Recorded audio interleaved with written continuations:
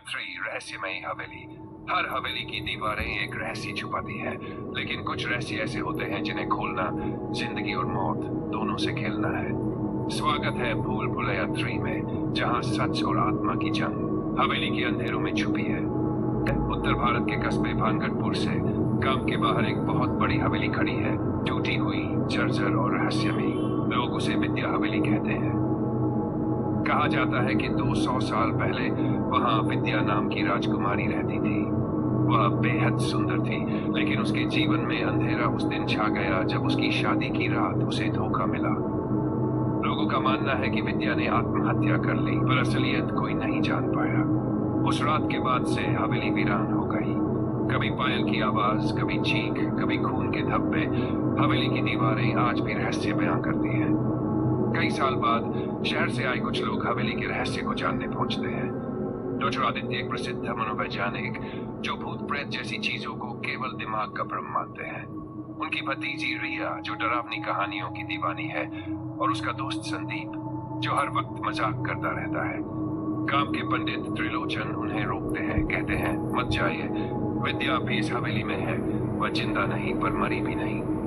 हवेली का दरवाजा खुलता है और अंदर एक अजीब सी ठंडी हवा सबको छू जाती है।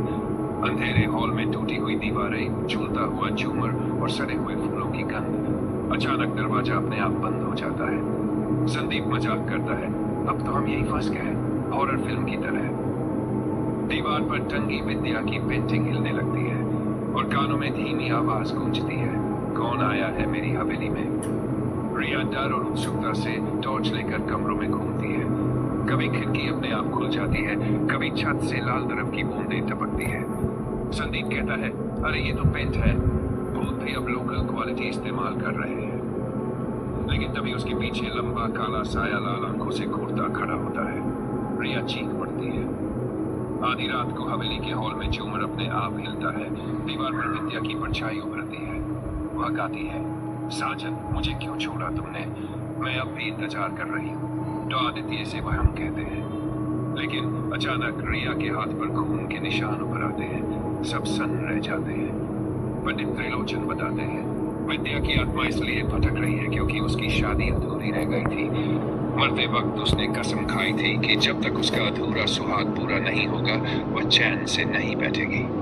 तीसरी रात हवेली और ज्यादा डरावनी हो जाती है। दरवाजे बंद हो जाते हैं, दीवारें कांपने लगती हैं और विद्या की आत्मा सामने आती है। उसकी आंखें लाल, बाल खुले और चेहरे पर दर्द झलकता है। वह रिया के पास आती है और कहती है, मुझे मेरा दूल्हा दो, वरना तुम सब यहीं कैद हो जाओगे। डॉक्टर आदित्य और पंडित एक अनुष्ठान शुरू करते हैं। संदीप मजाक में विद्या को दुल्हन जी कहता है, लेकिन उसी पल आत्मा उस पर सवार हो जाती है। उसकी आवाज बदलकर औरत जैसी हो जाती है। अब मैं अपने दूल्हे को साथ लेकर जाऊंगी। रिया हिम्मत दिखाती है।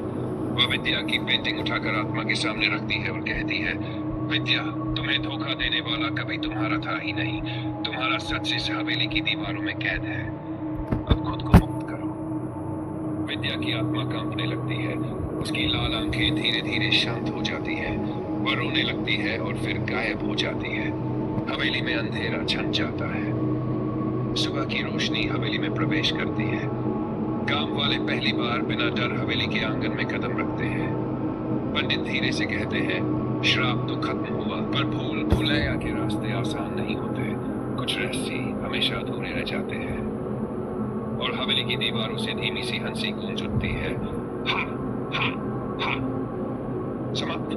दोस्तों, अगर आपको ये डरावनी कहानी पसंद आई हो तो प्लीज इस वीडियो को लाइक और सब्सक्राइब करना ना भूलें। और हाँ, बेल आइकन भी दबाएं ताकि हमारी अगली डरावनी कहानी आप तक तुरंत पहुंचे।